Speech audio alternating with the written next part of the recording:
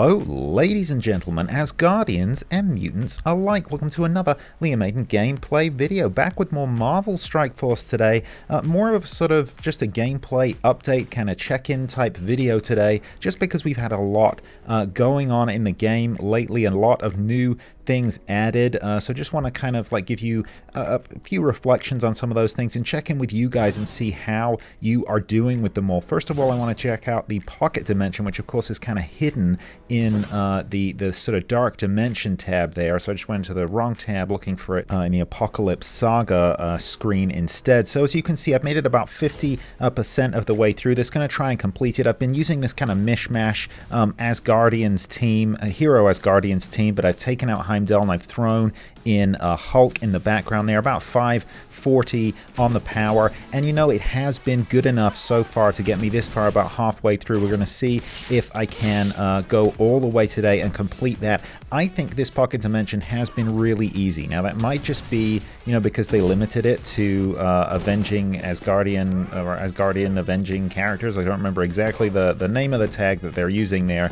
but they've given us some pretty powerful characters. Obviously you can be using Valkyrie and Mighty Thor in there, characters that people probably have powered up because of their use in the Scourges. I only have mine up at gear 14 here, so it's everyone in gear 14 except for Hulk, who is gear 16, and I don't have many stars on Valkyrie or Mighty Thor either, but I'm not having any difficulty so far with this pocket dimension. Let me know down below the team composition that you were using and whether you have completed it yet. I know a lot of people have, and I think the placement is kind of weird. I gotta be honest, the fact that they sort of hide it away in the Dark Dimensions tab there, it doesn't seem like the obvious place to look for me. I really think we need an icon on the side of the screen. Scopely, if you're listening, and of course I know you're not, but you know, maybe other people have said this too, I think we need an icon on the side of the screen to help us access these pocket dimensions, especially because they're only there for such a limited amount of time. Having an icon on the corner of the screen the way they already do for War, for Dark Dimension itself,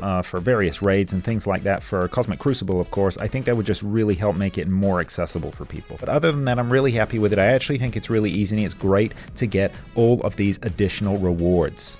So this is a few minutes later now. I have fought my way all the way to that final node. I'm still rocking the same team. Mighty Thor has taken some damage, so I don't know. I could swap her out, but who would I put in there? No, I'm going to keep her for now. So first time around, we're just going to throw in Mighty Thor. We're going to keep the same squad that got us this far and see if we can take down the Black Order on this final node. Got to get through Hela and Loki first. And ouch. Okay, so I'm actually really... Oh, ow. Okay. I was just going to say I'm really pleased that that damage landed on Hulk, but then they went straight after Mighty Thor, and she is now out of the picture. So maybe that was a misplay, bringing Mighty Thor in with us there. If it was someone else, we might have been able to keep them if they were just a little bit beefier. They could have survived that. But, you know, I think this is probably going to be a two-shot node for me anyway. I think this team at 540 power just wasn't quite powerful enough. But those, you know, those strikes by Thor there, those passive attacks that we're getting are really making a difference here, just cutting through everyone. Now, can we get a stun on Hela? We did. Okay, that is annoying that she still summons those Gregs and heals, but we can still get through this. Come on. Just take her out. Boom. There we go. Okay. Okay, we have this now. Those counterattacks will take them out. Boom. Bye-bye, Gregs. Here we go. Now we're on to the first wave of Black Order. So this is just going to be, you know, about really can we absorb enough damage here to take out the Black Order team. Now it's difficult, right? Cull Obsidian is one of those tanks that normally you want to go around tanks, but I find myself targeting him first, even before he's taunted, because he gets this retaliatory counter-strike whenever you damage a Black Order opponent. So if you see him, you know, on the enemy roster with the rest of the Black Order there, you kind of got to target him first, otherwise you're opening yourself up for a lot of damage from his counterattacks. You don't have to, obviously, but I tend to find myself doing that. But maybe, oof, bye-bye Hulk. In this instance, that might have been a misplay. Maybe we should have tried to pick off some weaker targets. Boom. Thank you, Thor.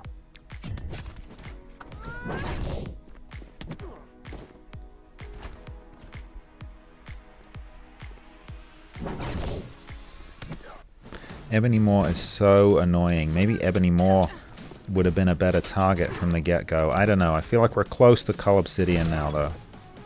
Let's see if we can take out Proxima. Oof, so close, so close. This is too much damage here. Boom. Bye-bye Proxima Midnight. But this we've taken too much damage here on Thor in particular. He's not walking away from this. Boom. Thanos himself in the house with the taunt there, too. Ouch. We are going down, ladies and gents. Oof, bye-bye Valkyrie.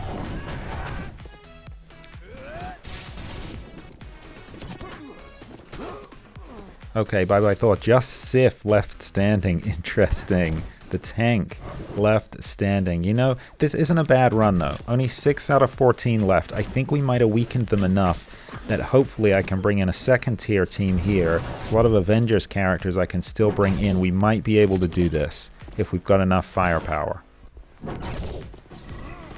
Boom. Bye-bye Sif. There we go. Defeated on the first try. Let's see if we can bring in the B squad and finish this node off. Not to worry. Not to worry. Let's keep going. So interesting to hear down below if any of you had to two-shot this final node as well with Black Order. Yeah. So 4.43 million damage. You know what? That's not bad. That is not bad. So let's get rid of those guys here. Who are we going to throw in the middle position here? I think I'm actually going to go with Hela there. Let's throw in Heimdall. Yeah, we want Hawkeye. And then, yeah, let's throw in Black Widow. And then let's finish it off with Iron Man. So Hawkeye and Black Widow, they've got their T4s on. I was going to say Zetas. Got my mind in Galaxy of Heroes. They've got their T4s, so they're going to help each other out here on their attacks. Hopefully we're going to have enough firepower here. Boom. And they haven't outrun us, so that's pretty good to see here. And we can get rid of that taunt. Boom. Thank you, Hawkeye. Let's try and take out Ebony Maw.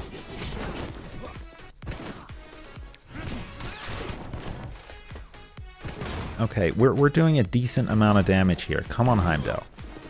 Boom. Okay, bye-bye Ebony Maw. Well, Ebony Maw number 1. Still got that actual beefed up Ebony Maw on the right there. Boom. That's 1 Proxima Midnight down. Awesome. Can we take out Corvus? Okay, we blinded him. That was kind of just as good there. Boom, and there we go. Okay, let's take out...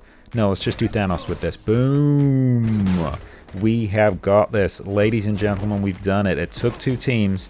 The B squad are going to take us home. Okay, so no stun, but that's fine.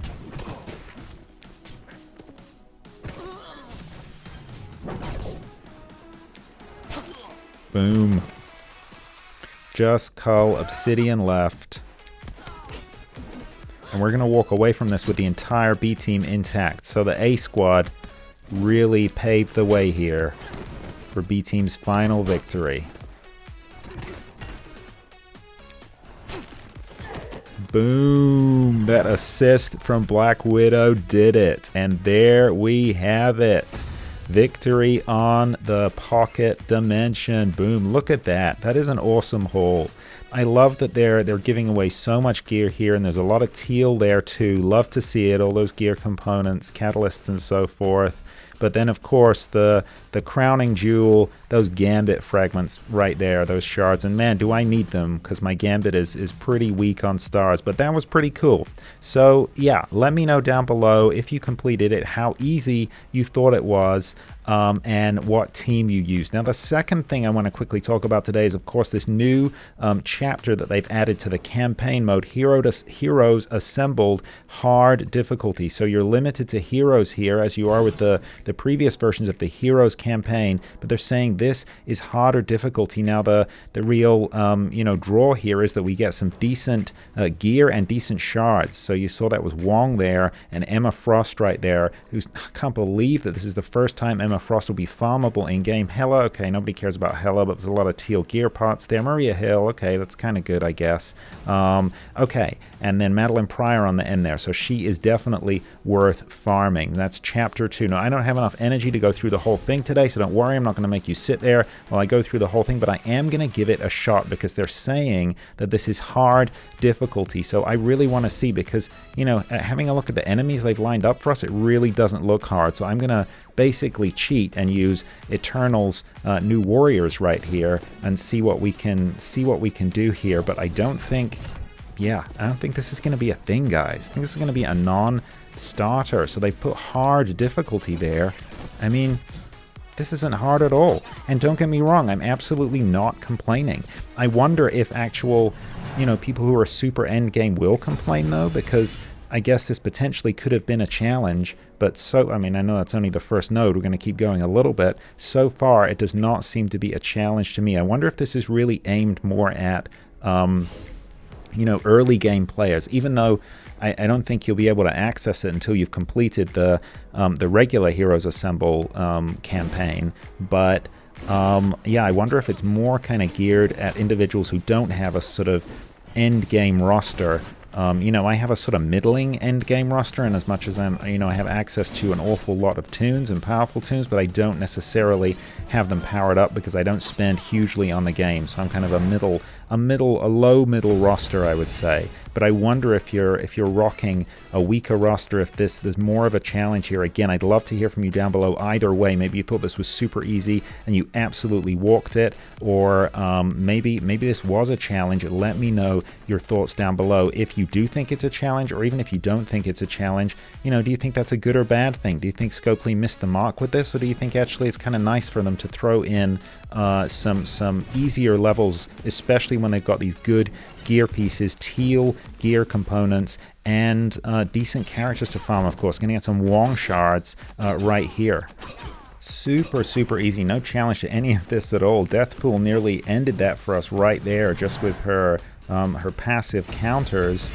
So that would have been really sweet. There we go, and some Wong shards in the bag. Nice. So just a couple of battles later. This is going to be the last one for me here, node 6, because I'm out of energy and I don't want to spend the refreshes just now. So this was just to, you know, give it a quick go and drop some first impressions. So far, this is beyond easy. Every single level is being cleared just with a couple of AoEs, if that. And if I need to, then Deathpool goes in and takes everybody out. If she doesn't just do it with her passive counters there. So, you know, passive assists, I mean. So, yeah, incredibly easy. And as I said, I'm not complaining, but I would really want to hear your guys' thoughts and comments down below. So those are the two new really big kind of game modes, right? The campaigns. So the new Heroes Assemble hard mode, and then obviously the pocket dimension that we've got right now is going to be disappearing soon. But I think the other big thing we need to talk about is this dude right here, Zim, Zombie Iron Man, the other kind of really big addition to the game lately that's causing a little bit of buzz, a lot of upset about how he was introduced to the game and how difficult he was to actually acquire. Obviously, as you can see here, I've only got him on 2 stars. I did buy the red stars for him from the store. I think they were worth it, and I've not super invested in him. Only taken him up to level 70 and gear tier 13, and I've not put any T4s on him as of yet. Raider ISO on him right now. Again, I've not invested, just 1 green there. I don't know that I'm necessarily gonna stick with that right now. It just seems to make sense. I think I really have to see how that works for me in game. People are using him, this Undying team, with Hela, of course, to huge success in war. I've actually not had an opportunity to use him yet because it took me a while to unlock him, but I'm gonna do it this time around, probably later today. So I'm quite excited to see how he turns out for me. But I would really love to know down below your thoughts and comments on this character, on his introduction to the game, the way they introduced him to the game, and whether you think he's too OP even at the 2-star level. Really love to hear that. Let me know down below. And on that note, we happen to just be in the middle of a war as I am filming this video, so I think I will take this opportunity to go on a little test drive with the Undying team here. So Flight Deck 3 seems to be where the action is at. Don't really want to test him on Heroes for Hire. That might be a little bit too much of my options here. Again, I think the Rogue Unlimited X-Men might be a little too much, so I think I'm going to go for this Guardians of the Galaxy Thanos team here on the left. 485,046, 485,000 power on that squad here. Let's give it a go. Let's attack and let's see what we can do with the Undying team here. So that is Zombie Iron Man and Hela. Here we go, Undying. There we go. So let's get rid of A-Force. Thank you so much. Bye. And then let's throw... No, I don't want Zombie Iron Man in the middle. I want Hela in the middle. There we go. So 167,179. That's my power. 167,000. Only just over, going up against 485,000 power for this Guardians of the Galaxy Thanos team on defense in war. Let's see if we can do this here. Okay, so we get to go out the bat. So this is the mind control ability, yeah. So we're going to try this out on Minnie right there because I want to take out Minerva in case she resurrects anyone. Boom, that was pretty awesome. Okay, out the gate, doing some damage to two characters right there. Now this is, yes, this is perfect. Hela's AoE spread those debuffs. Okay, so Iron Man took some damage there. Wow, we are doing this, folks. Rocket and Minnie are gone. Boom, Thanos is gone. This is pretty impressive. Wow. Boom. Boom. Well, I think we can count that as a win. That is a pretty impressive punch up. 167,000 against 485,000, and we won effortlessly. We could have gone higher. There we go. Let me know down below your experiences in war, your successes. Should I have tried the Unlimited X-Men team?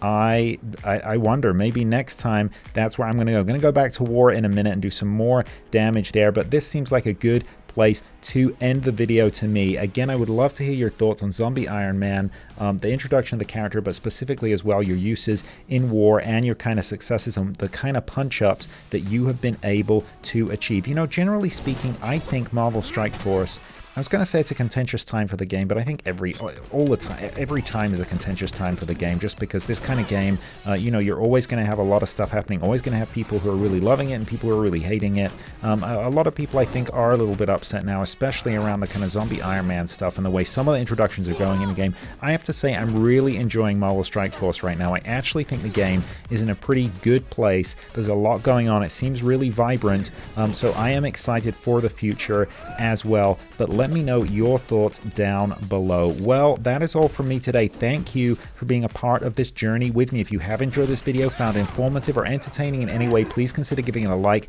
a thumbs up down below. It really does help out the channel, and I appreciate it hugely. And hey, while you're here, why not consider subscribing to Liam Aiden Gameplay? I drop new gameplay videos for Marvel Strike Force and Star Wars Galaxy of Heroes every single week, and I would love to have you along for the ride. Well, that is all from me today. I'll see you in the next one. Until then, look after each other.